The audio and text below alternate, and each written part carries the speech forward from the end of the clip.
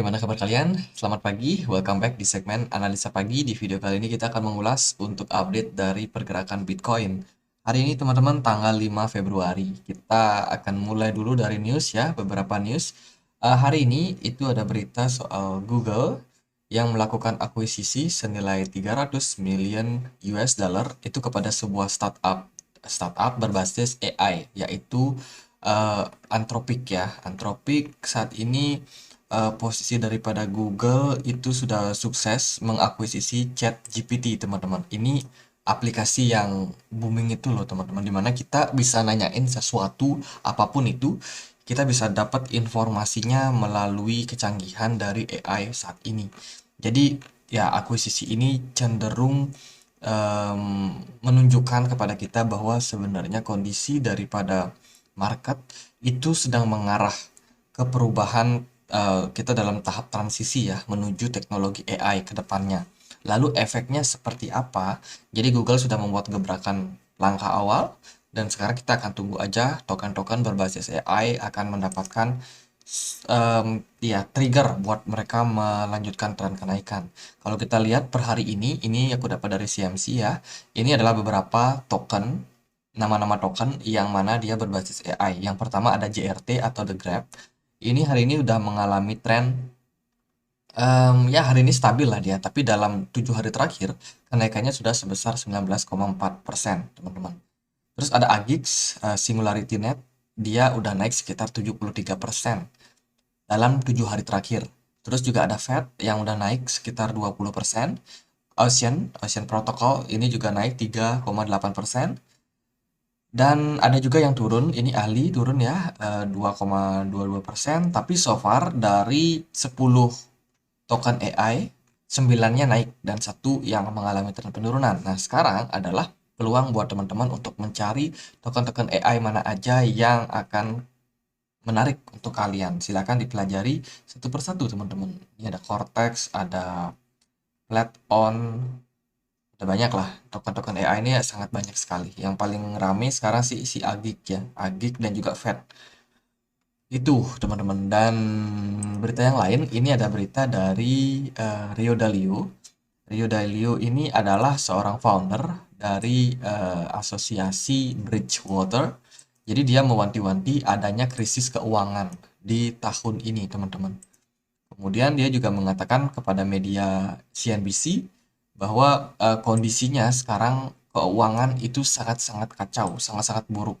Ini karena mereka ini karena pemerintahan Amerika itu melakukan printing money yang berlebihan ya sehingga menyebabkan inflasi yang begitu besarnya, teman-teman. Dan dia juga mengatakan bahwa saat ini untuk best option itu yang dia lihat adalah digital currency. Artinya mata uang digital, yaitu token-token koin kripto, ya kan?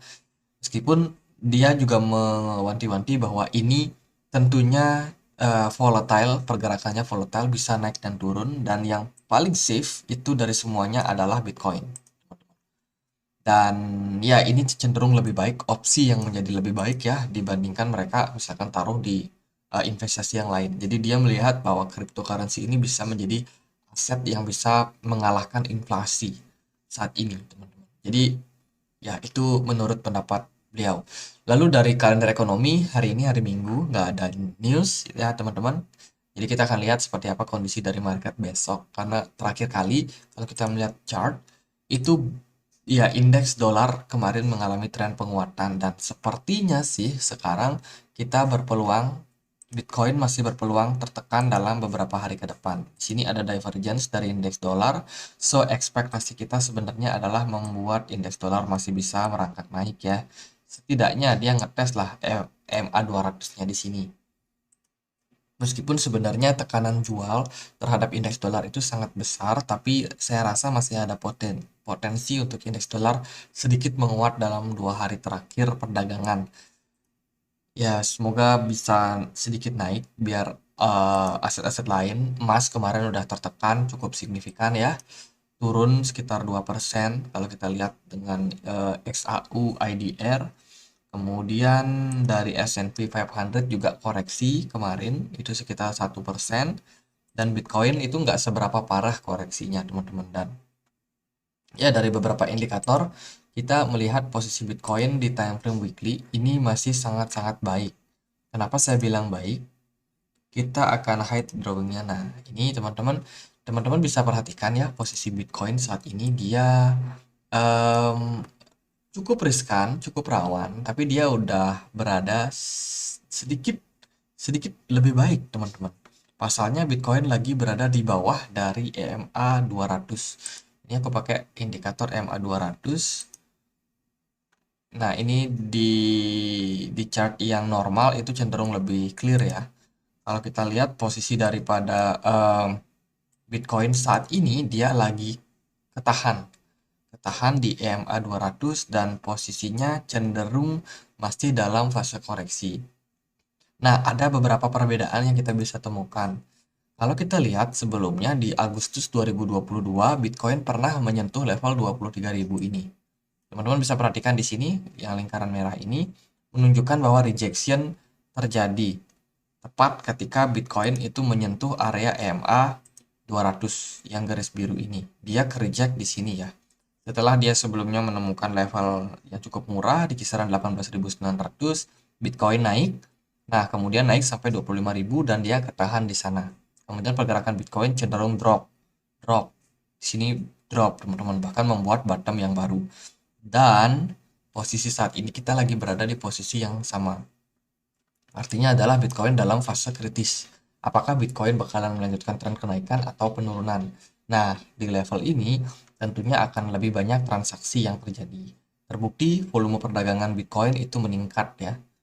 Meningkat dalam em, di bulan Januari itu meningkat sangat signifikan. Jadi kalau let's say Bitcoin hanya closing dengan posisi harga saat ini 23.400,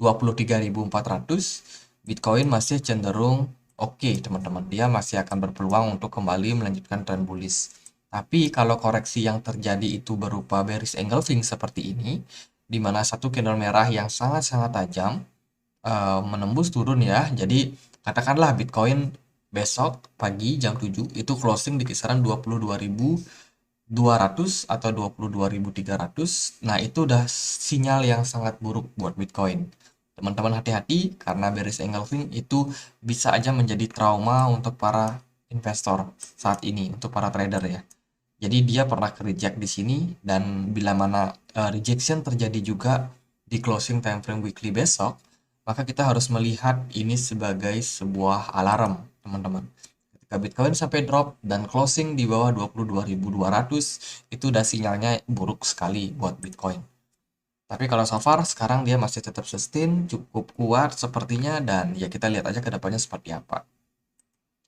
Nah, dari indikator lain, kita udah bikin dead cross. Kalau dilihat dari MACD, di sini udah ada dead cross ya, yang menunjukkan bahwa sinyal bearish untuk Bitcoin atau sinyal koreksi buat Bitcoin.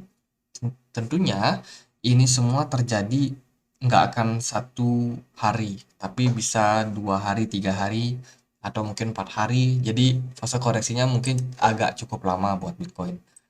Kita lihatlah kemana Bitcoin bisa turun, teman-teman, karena udah naik ya lumayan.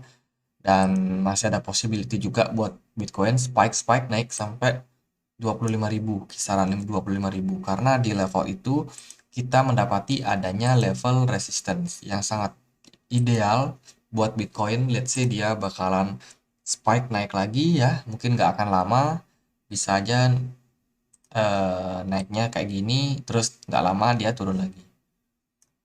Jadi ya itu salah satu possibility yang mungkin terjadi pada market. Jadi hati-hati buat yang short. Takutnya teman-teman dikena squeeze ya karena Bitcoin tiba-tiba dibawa naik. Lalu kalau kita lihat dari time frame 4 jam, sebenarnya pergerakan dari Bitcoin ini cenderung sangat positif. Bitcoin cenderung stabil dengan volume perdagangan juga yang cukup banyak ya. Dalam di bulan Januari ini volumenya sangat-sangat kuat buat Bitcoin. Dan sekarang fase koreksi yang terjadi pada Bitcoin pun juga nggak ada dump yang signifikan. Sehingga mengindikasikan bahwa market masih sangat tertarik sama Bitcoin dalam posisi ini, teman-teman. Jadi kalau saya menilai bahwa pergerakan Bitcoin saat ini itu masih cenderung positif. Dari posisi smart money sendiri, mereka masih di market. Mereka ada pengurangan transaksi, Tapi so far mereka masih di market, jadi mungkin karena hari ini weekend, ya wajar para institusi, para big fund pada liburan dulu, ya santai dulu, relax sebelum besok hari Senin mereka tempur lagi.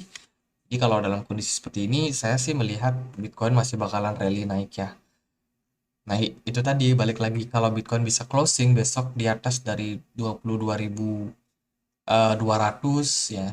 Ya semoga bisa bisa di atas itu sehingga ya kalau posisinya Bitcoin cukup seperti sekarang ini di 22.400 ya so far positif buat Bitcoin. Kedepannya masih bakalan berpeluang, sangat berpeluang untuk dalam tren bullish, teman-teman. Yang menarik Ethereum. Ethereum aku pantau dalam 2 hari terakhir. Ethereum sangat-sangat kuat bertahan di MA200. MA200 ini adalah level yang sangat rawan, teman-teman. Ya, jadi di sini Ethereum sideways dengan posisi smart money cukup kuat. Ditambah volumenya juga yang agak tebal, tebal dan konsisten. Oke, apa yang menarik? Kemarin aku pantau Shiba ya, aku pantau Shiba. Shiba juga sama, dia posisinya dia bertahan sideways lama di atas dari MA200 di sini. Sideways, sideways, sideways, terus dia boom dapat momentum buat naik, teman-teman. Lalu kita lihat dari pergerakan Ethereum, mana tadi Ethereum? Ethereum juga ya fasenya kurang lebih serupa. Tapi spike yang terjadi pada Ethereum belum, teman-teman. Ethereum masih ada resistance di kisaran 17.300, bukan 1732 ya. Jadi ya posisi Ethereum saat ini lagi ketahan di level resisten tersebut. Tapi dia sudah bisa claim level MA200 di sini sehingga posisi Ethereum cenderung ada yang nyangga nih. Jadi dengan posisi ini saya melihat Ethereum ini sangat-sangat menarik untuk kembali dalam tren penguatan ke depannya, teman-teman. Mungkin target yang ideal buat Ethereum bisa naik sampai 2.300-an.